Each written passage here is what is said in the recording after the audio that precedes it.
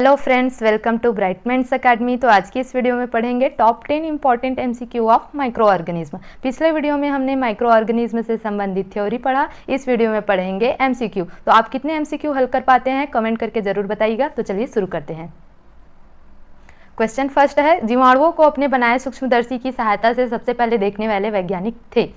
तो ऑप्शन है Robert Hooke, option 2 Antonie Leeuwenhoek, option 3 Edward Jenner, option 4 Louis Pasteur. तो इसका सही आंसर क्या होगा? Antonie Leeuwenhoek. इसने ही सबसे पहले अपने स्वयं के बनाए हुए माइक्रोस्कोप के द्वारा जीवाणु का खोज किया। कौन से ईयर में किया? 1675 में किया। कब किया? 1675 में।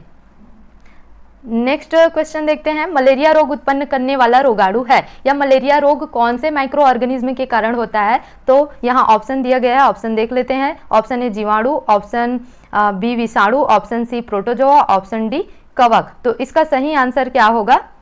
इसका सही आंसर होगा प्रोटोजोआ। क्या होगा? प्रोटोजोआ। कौन से प्रोटोजोआ के कारण मलेरिया होता है? तो प्लाज्मोडियम। किसके कारण होता है? प्लाज्मोडियम प्रोटोजोआ के कारण क्या होता है? मलेरिया रोग होता है। और इस प्लाज्मोडियम प्रोटोजोआ का वहन कौन करता है? तो मादा एनाफिलीज मच्छर या फीमेल एनाफिलीज मच्छर के कारण ये जो प्लाज्मोडियम होता है ना, प्लाज्मोडियम प्रोटोजोआ, वो मनुष्य के शरीर में पहुंचता है और जिसके कारण से क्या होता है? मलेरिया रोग होता है।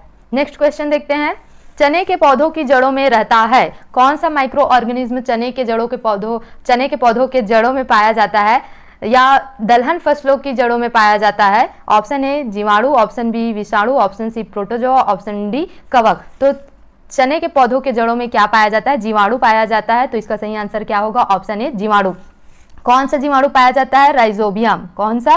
राइजोबियम जीवाणु पाया जाता है। और इस राइजोबियम जीवाणु का काम क्या रहता है? ये नाइट्रोजन जो वायुमंडल में मुक्त अवस्था में रहते हैं या स्वतंत्र अवस्था में रहते हैं, उसको उसके यौगिक में क्या कर देता है? बदल देता है, जिस कारण से मिट्टी की उर्वरता शक्ति क्या हो जाती है? बढ़ जाती है।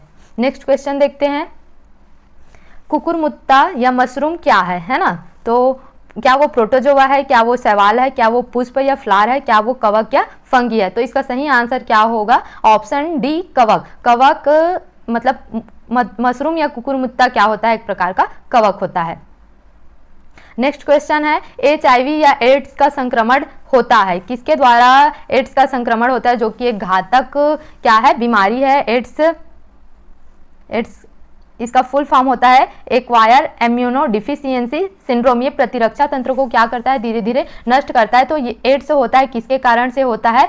विषाणु के द्वारा होता है। किसके द्वारा होता है? विषाणु के द्वारा होता है। तो इसका सही आंसर क्या होगा? ऑप्शन बी विषाणु द्वारा होता है। कौन से विषाणु के कारण होता है? HIV। किसके कारण होता है? HIV human immuno virus. किसके कारण होता है? HIV वायरस के कारण होता है। नेक्स्ट क्वेश्चन देखते हैं, शाकाहारी जंतुओं के आहार नाल में सेलुलोज को पचाने में सहायता करते हैं।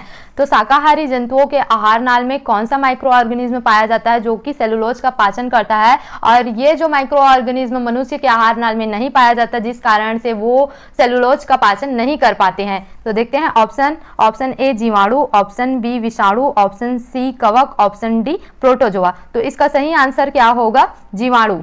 क्या होते हैं? जीवाणु जो होते हैं वो शाकाहारी जंतुओं के आहार नाल में पाए जाते हैं और वही क्या करते हैं? सेलुलोज में पाचन में मदद करते हैं। नेक्स्ट क्वेश्चन है, विषाणु जनित रोग नहीं है। क्वेश्चन 7 में पूछा गया है कि इनमें से कौन सा है जो कि विषाणु जनित रोग नहीं है, विषाणु के कारण नहीं होता है? तो देख लेते हैं, पोलियो जो होता है, पोलियो वायरस के कारण होता है, मतलब ये भी विषाणु जनित रोग है। एड्स जो होता है, एड्स अभी पिछले क्वेश्चन में पढ़ा, किसके कारण होता है? HIV वायरस के कारण होता है, मतलब ये भी विषाणु जनित रोग है। रेबीज जो होता है, ये भी रेबीज वायरस के कारण होता है, जो कि पागल कुत्ते वगैरह के काटने से या बंदर के बिल्ली के काटने से होता है, जिसको हाइड्रोफोबिया भी बोला जाता है। तो ये तीनों जो होते हैं विषाणु जनित रोग है। लेकिन जो हैजा होता है, हैजा जो है वो जीवाणु जनित रोग है। क्या है? बैक्टीरिया से होने वाला रोग है। कौन से बैक्टीरिया से होता है? विब्रियो कॉलेरी नामक बैक्टीरिया से होता है। तो इसका सही आंसर क्या होगा? ऑप्शन बी हैजा। नेक्स्ट क्वेश्चन, गोलाकार जीवाणु को कहते हैं। गोलाकार जीवाणु को क्या कहते हैं? जीवाणु जो होते हैं मैं आपको बताई थी 4 प्रकार के होते हैं, गोलाकार, छड़ाकार और कौमाकार और सर्पिलाकार। तो गोलाकार जीवाणु को क्या कहा जाता है? ऑप्शन देख लेते हैं। Option A coccus, option B bacillus, option C vibrio, option D spirilla. तो देखते हैं, विब्रियो जो होता है कौमाकार जीवाणु को बोला जाता है, बैसिलस जो है छड़ाकार जीवाणु को बोला जाता है, स्प्रिलम जो होता है सर्पिल जीवाणु को बोला जाता है। तो इसका सही आंसर क्या होगा? कोकस। कोकस जो होता है गोलाकार जीवाणु को बोला जाता है। नेक्स्ट क्वेश्चन देखते हैं, ईस्ट या खमीर क्या है? ईस्ट या खमीर जिसे हम इडली डोसा बनाने के लिए डालते हैं और ये गोली के रूप में भी रहता है और इसको चार वर्षों तक भी क्या है संरक्षित करके रखा जा सकता है और ये फुलाने का काम करता है। तो ये ईस्ट या खमीर क्या है? कौन सा माइक्रो ऑर्गेनिज्म है? ऑप्शन देख लेते हैं। ऑप्शन ए शैवाल, option B protozoa, option C जीवाणु, ऑप्शन डी एक कोशिक मृतोपजीवी कवक। तो इसका सही आंसर क्या होगा? ईस्ट जो होता है एक कोशिक मृतोपजीवी कवक होता है। नेक्स्ट क्वेश्चन देखते हैं, ये आखिरी क्वेश्चन है, इनमें से कौन सा शैवाल नहीं है? Spirogyra, chlamydomonas, ulothrix, plasmodium. तो इन चारों में से ना जो है प्लाज्मोडियम जो है ये जो है शैवाल नहीं है। तो बताइए प्लाज्मोडियम क्या है? ये एक प्रोटोजोआ है और इसके कारण क्या होता है? मलेरिया रोग होता है। तो इसका सही आंसर क्या होगा? प्लाज्मोडियम। बाकी तीनों स्पाइरोगायरा, क्लेमाइडोमोनास, यूलोथ्रिक्स ये तीनों क्या है? शैवाल है। तो कमेंट करके बताइए कि आप कितने एमसीक्यू हल कर पाए और चैनल यहाँ तक पहुँच गया है तो वीडियो को लाइक करें और ब्राइट माइंड्स एकेडमी को सब्सक्राइब करें। Thanks for watching.